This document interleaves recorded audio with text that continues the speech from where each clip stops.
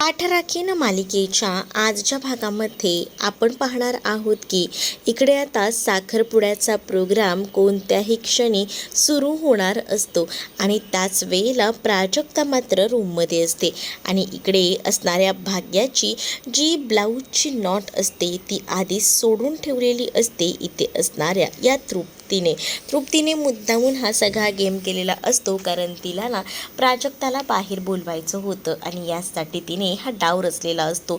भाग्या बिचारी बसलेली असते, ती इकडे तिकडे प्राजक्ताला शोधत असते, कारण तिला तिच्या या साखरपुड्यात प्राजक्ता महत्त्वाची वाटत होती. आता गुरुजींनी दोघांनाही पुढे बोलवलेलं असतं. पाटावर दोघंही जण नवरा बायको बसलेले असतात. तेच आता गुरुजी म्हणतात की नवऱ्या मुलाचं औक्षण करून घ्या. नवऱ्या मुलाचं औक्षण करायला सांगितल्याबरोबर आता चारू तिथे येते आणि त्या मुलाचं औक्षण करू लागते. तेच इकडे तृप्तीच्या डोक्यामध्ये प्लॅनिंग सुरू असतं आणि ती म्हणत असते की हीच ती वेळ आहे आणि हाच तो क्षण आहे. आत्ताच मला काय ते करावं लागणार आहे. काही झालं तरीसुद्धा आता मी शांत बसणार नाही आहे. आत्ताच मी आतमध्ये जाते आणि प्राजूला घेऊन येते, असाही विचार ना आता ती करू लागते. आणि मग ती आता आतमध्ये जाते तेव्हाच ना प्राजक्ताला बोलत असते तृप्ती की अगं एवढा मोठा प्रॉब्लेम झाला आहे ना की आता तुला काय सांगू, काय झालं आहे नक्की सांगशील का. मग तेव्हाच ना इकडे तृप्ती जी आहे ती प्राजक्ताला सांगत असते की बघ ना, खरं तर ना भाग्याच्या ब्लाऊजचा नॉट निघाला आहे. मला ना भाग्याची काळजी वाटते. आता एवढ्या पाहुण्यांसमोर तिची अब्रू जायला नको आणि मी स्वतः केलं असतं, पण तुला माहिती आहे ना ती माझ्यावर किती चिडेल ते. तिचं माझं जमत नाही. आणि राहिला प्रश्न आई आणि माईंना सांगायचा, पण त्यांनासुद्धा सांगू शकत नाही कारण खूप जास्त गोंधळ आहे. मग आता तूच काहीतरी करू शकते की बघ, तुला तुझ्या बहिणीची अब्रू वाचवायची आहे की नाही, असंही आता म्हटलं जातं. तेव्हाच ना माई आजींनी सांगितलेलं आठवतं की ह्या रूममधनं हलायचं नाही, या रूममध्येच राहायचं. ही सगळी गोष्ट तिला आठवू लागते आणि त्यामुळे मग ती विचार करत असते की बाहेर पडायचं की नाही. पण नंतर ना तिच्या लक्षात येतं की नाही, मला तर बाहेर पडावं लागणार आहे काही झालं तरीसुद्धा, कारण इकडे माझ्या बहिणीची अब्रू वाचायला हवी. तेच आता दुसरीकडे पाहायला मिळत असतं की जी सुलक्षणा आहे तिच्या तोंडाला पूर्णपणे कलर लागलेला असतो आणि तिची अवस्था खूपच बिकट झालेली असते. आणि हे सगळं बघून ना अंबिका म्हणत असते की वहिनी हे सगळं काय झालंय, हे अलोकनेच केलंय असंच मला वाटतं. हो हो, अलोकनेच केलंय हे सगळं काही. मग थांबा मी फुसून देते, असं बोलून ती आपल्या पदरानेच सुलक्षणाचं तोंड फुसायला चाललेली असते. पण सुलक्षणा म्हणते की नको, हे माझ्याच नशिबात आहे आणि ते मला भोगायला हवं. पण वहिनी तुम्ही असं का बोलताय. त्यावर अंबिकाला सुलक्षणा म्हणत असते की तुझं नशीब किती चांगले बघ ना, तुझी संपूर्ण कुटुंब तुझ्या बरोबर आहे. तुझी सून, तुझा मुलगा, तुझा नवरा हे सगळेजण तुझ्या बरोबर आहेत. पण माझं काय, माझा हा मोठा मुलगा असा जो की मला स्वीकारायला तयार नाही आहे. आणि राहिला प्रश्न या सगळ्यामध्ये तू ऑब्झर्व करतेस का की बघ, माझा जो लहान मुलगा आहे तो सुद्धा बाहेरगावी जाऊन बसलाय, त्यालाही त्याच्या आईबद्दल काहीच वाटत नाही आहे. आणि त्यानंतर मात्र मला एक गोष्ट सांग, हे तर झालं आणि पुढे तुला अजून एक सांगू का, या अशा गोष्टी घडतायत ना की भयंकर अशा आहेत. ते म्हणजे बघ ना, आता प्राजक्तासुद्धा जॉब सोडून गेली आहे. माझा नवरा जो आहे त्याला फक्त स्वतःचं पडले, दुबईला जाऊन बसलेत, त्यांना आपल्या मुलाबद्दल सुद्धा काहीच वाटत नाही आहे. असं कसं वागू शकतात ना हे. एका पॉईंटला कधी कधी ना मला खरंच कळत नाही कसं करावं काय करावं, कारण सगळीकडनं ना माझंच मरण आहे. मी काय करू मला समजत नाही ग, असंही आता इथे असणारी सुलक्षणा ही अंबिकाला बोलत असते. अंबिका तिला समजवायचा प्रयत्न करत असते. वहिनी नको मनाला लावून घेऊ या सगळ्या गोष्टी, असं देखील म्हणते. अगं मनाला लावून घेऊ नको असं कसं म्हणते. म्हणतात सुलक्षणा निंबाळकर बिझनेस एकदम व्यवस्थितरित्या सांभाळते, पण या सगळ्यामागे माझ्या डोक्याला किती ताप आहे ना ते फक्त मला माहिती आहे. माझ्या एकटीच्या बाईनं आता मला हे सगळं काही कधी कधी ना जमत नाही, असंही आता सुलक्षणा बोलत असते. सुलक्षणा हे सगळं बोलताना खूप जास्त हळवी झालेली असते आणि त्यानंतर ते हे सगळं बोलून तिकडनं ती निघून जाते. जेव्हा आता तिकडून ती निघून गेलेली असते ना, तेव्हा मात्र अंबिकाला या सगळ्या गोष्टीचं वाईट वाटतं. पण हे सगळं काही हे बोलणं प्रीतीने ऐकलेलं असतं. तिने आरवला लगेचच कॉल केलेला असतो. तर दुसरीकडे मात्र आता भाग्या ही बसलेली असते आणि तिचं लक्ष प्राजक्ताकडे असतं. प्राजक्ता कधी येईल कधी नाही असंच तिला वाटत असतं, कारण तिचा तर आता नॉटही सुटलेला असतो. याबद्दल तिला काही माहिती नसतं. आता भाग्याचा नॉट सुटल्यामुळे ना भाग्या जी आहे ती हळूहळू का होईना बाहेर येते आणि मग ती आता बाहेर आल्यानंतर ती आता बघत असते की काही झालं तरी सगळ्यांच्या नजरेतून वाचायला हवं, कोणी मला बघायला नको, खास करून मामीने आणि माई आजीने. आणि म्हणूनच मग ती हळूहळू का होईना लोकांच्या मागून आता स्टेजच्या मागे जायचा विचार करते, कारण तिला तिच्या बहिणीची म्हणजेच भाग्याची अब्रू वाचवायची होती आणि त्यासाठी ती कोणताही विचार न करता त्या स्टेजच्या मागे गेलेली होती, जिथे आता भाग्या बसलेली होती. भाग्याला हळूच जाऊन ती मागून म्हणते की मी आहे, मी, नको काळजी करू, तुझा नाडा सुटला आहे आणि तोच लावून द्यायला मी आली आहे, असं बोलून ती आता तिला शांत बसायला सांगत असते. या सगळ्यामध्ये ना तृप्ती विचार करते की हीच ती वेळ आहे, हिचा चेहरा सगळ्यांसमोर यायला हवा, त्याशिवाय मजा येणार नाही. इकडे प्राजक्ता भाग्याच्या ब्लाऊजचा नॉट लावून देत असते. तेच नॉट लावून होत आलेला असतो आणि त्याच वेळेला इकडे असणारी ही जी तृप्ती आहे ना ती स्टेजच्या मागे आलेली असते, का तर तिला आता ढकलायचं असतं बाजूला आणि त्याचसाठी ती आलेली असते. आणि जेव्हा ती मुद्दामून येते ना तेव्हा मात्र बिचारी प्राजू ही मनात कोणतीही शंका न ठेवता भाग्याचं ते नॉट लावून द्यायचा प्रयत्न करत असते. भाग्याचा नॉट ती कसा कसा लावते मागे उभं राहून तोंडावर ओढणी घेऊन, कारण तिचा चेहरा कोणीच बघायला नको असंच तिला वाटत असतं आणि यासाठी तिने हे सगळं काही केलेलं असतं. हळूहळू का होईना तिने आता या सगळ्या गोष्टी पूर्ण केलेल्या असतात. तेच आता दुसरीकडे तृप्तीने मुद्दामून ढकलल्यामुळे तोल जाऊन आता प्राजू पडणार तेच तिला मागून येऊन आता सावरलेलं असतं इथे असणाऱ्या या चारूने. आणि चारू तिला विचारत असते की तू इथे काय करते आहेस. त्यावर चारूला ती म्हणत असते की काही नाही, तिचा नॉट सुटला होता तोच तिला मी लावून देत होते. अच्छा, त्यासाठी इथे आली होतीस का? पण बरं झालं आलीस, पण मी काय म्हणते ते ऐक माझं. काही झालं ना तरीसुद्धा थांब, आता इथून जा, तुला सांगितलं आहे की तुझं तोंडसुद्धा दाखवू नकोस. मग आता तू तोंड का दाखवायला आली आहेस इथे हेही आता म्हटलं जातं. तेव्हा ती म्हणत असते की सॉरी, मी चालली. आणि ती जात आना तिकडे असणाऱ्या या रोहनच्या आईला धक्का लागतो आणि त्या रोहनच्या आईचं सुद्धा लक्ष नसतं. प्राजूच्या डोक्यावर एकतर दुपट्टा असतो, त्यामुळे प्राजूला समजत नाही की ती रोहनची आई आहे. ती विचार करते की परत मला इथे कोणी बघेल, तर ती लगेच रूममध्ये जायचा विचार करते. तेच दुसरीकडे आता इकडे अंगठी वगैरे घालायचा प्रोग्राम सुरू होणार असतो आणि म्हणूनच आता भाग्या प्राजूला इकडे तिकडे बघत असते. प्राजू कुठेच कशी नाही हा विचार ती करत असते. तेव्हा ती तिच्या आईला विचारते की कुठे आहे प्राजू. तेव्हा चारू सांगत असते की आपण प्राजूला नंतर बघूया, आधी आपण आहे ना हा साखरपुड्याचा कार्यक्रम उरकून घेऊया. काय चाललंय तुझं भाग्या, घे ना उरकून पटकन, असं म्हणून मग आता भाग्याच्या हातामध्ये अंगठी दिली जाते आणि ती अंगठी भाग्याने त्या मुलाला घालायची असते, म्हणजेच त्या रोहनला. रोहन जो आहे तो शांतपणे बसलेला असतो आणि त्याच वेळेला रोहनला आता तिथे दिलं जातं आणि रोहन जो आहे तो मात्र अंगठी घातल्यानंतर खूप जास्त खुश असतो, कारण त्याला ना आता या सगळ्या तर गोष्टी हव्या असतात आणि त्याला आनंद झालेला असतो. तेच आता इथे पुडासुद्धा साखरेचा दिला जातो. साखरेचा पुडा देऊन झाल्यानंतर आता एकमेकांना साखर भरवायची असं देखील गुरुजींनी सांगितलेलं असतं.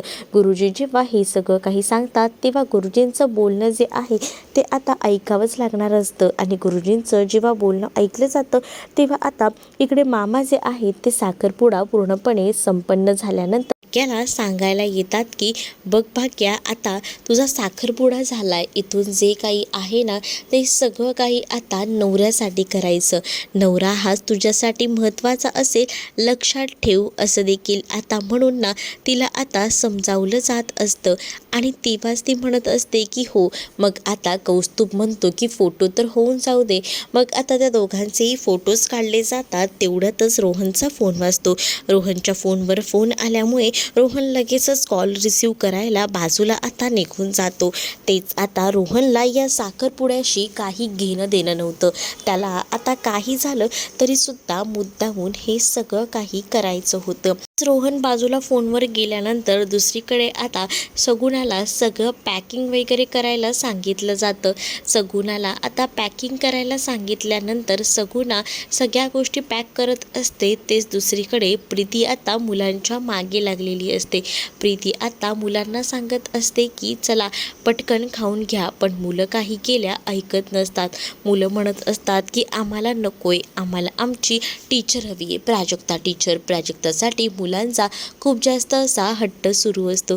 प्राजक्तासाठी मुलं हट्ट करतायत ना हे कळलेलं असतं सुलक्षणाला. सुलक्षणा आता मुलांना समजावत असते. मुलांना म्हणत असते की शांत व्हा, मी तुमची आणि प्राजक्ता मॅडमची भेट घडवून देईन.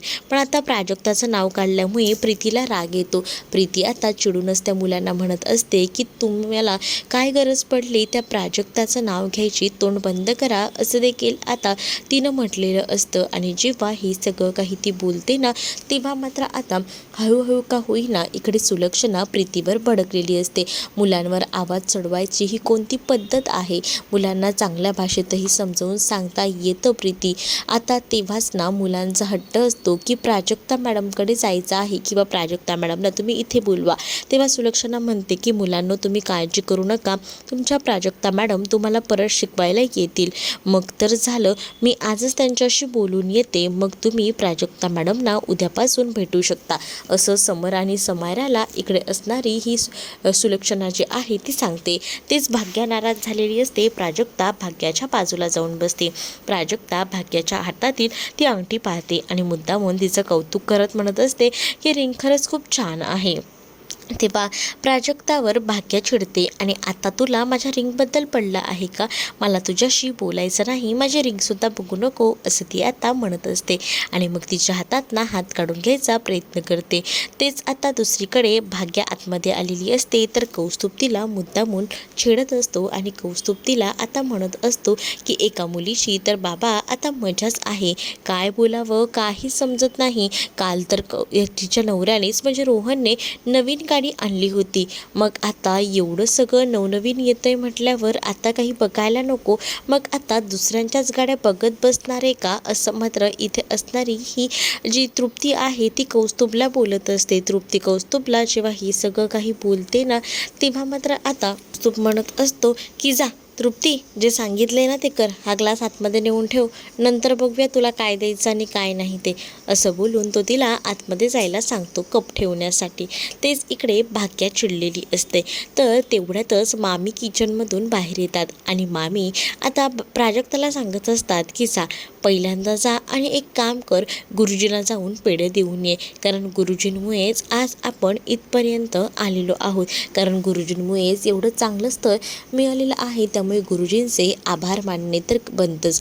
मग आता जाऊन त्यांना हे पेढे देऊन ये असं देखील सांगितलं जातं. तेच आता कौस्तुभच्या मागे पिशवी असते, ती पिशवी कौस्तुभला द्यायला सांगितली जाते. कौस्तुभला जेव्हा पिशवी द्यायला सांगितली जाते तेव्हा कौस्तुभ उठतो आणि पिशवी देतो. मग तेव्हाच ना पिशवी वगैरे घेऊन आता जाता जाता मंदिरामध्ये सुद्धा जा आणि प्राजू एकटीच कुठे जाते, जाताना भाग्याला सुद्धा सोबत घेऊन जा असं मामा सांगत असतात. तेव्हाच ना आता उन्हाचं कशाला मुलीला बाहेर पाठवताय असं चारू मामी जी आहे ती बोलत असते. काय झालं, गेली तर अगं काही होत नाहीये, तिचं आता लग्न ठरलंय, मग जाऊ दे तिला बाहेर, तिला वाटत नसेल का गं बाहेर जावं. आणि तसंही आता काही झालं तरी भाग्याचं थोडे दिवसांनी लग्न होणार आहे, मग नंतर ती संसारालाच लागणार आहे, मग कुठे भेटणार तिला ही कामं करायला, बाहेर फिरायला. तेवढ्याच निमित्ताने का होईना जाऊ दे तिला जरा बाहेर आणि बाहेर जाऊन जरा फिरून येऊ दे.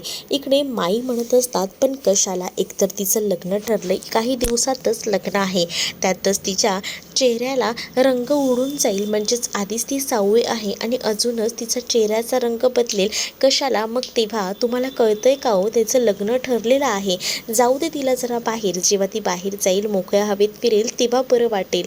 तेच आता इकडे तृप्तीसुद्धा मध्ये पडतच बोलत असते आणि तृप्ती जेव्हा या सगळ्या काही गोष्टी बोलत असते ना तेव्हा मात्र टोमणेच मारत असते भाग्याच्या रूपावरनं.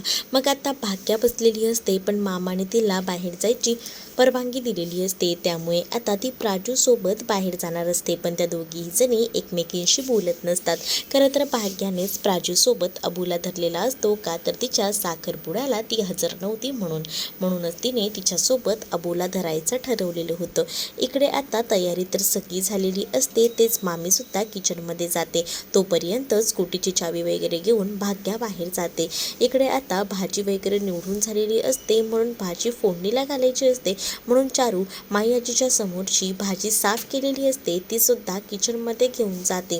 तेच दुसरीकडे मामा आणि समोर आता प्राजक्ता असतात. तर मामा प्राजक्ताकडे बघतो आणि प्राजक्ताला विचारतो, काय झालं आहे ग प्राजक्ता? जरा टेन्शनमध्ये दिसतेस. कालही भाग्याचा एवढ्या जवळच्या बहिणीचा साखरपुडा होता, पण तरीसुद्धा तू जराही मला बाहेर दिसली नाहीस. काय चाललंय तुझ्या मनात? काही गोंधळ उडाला आहे का? काही घडलं आहे का? तर तसंच सांग ना.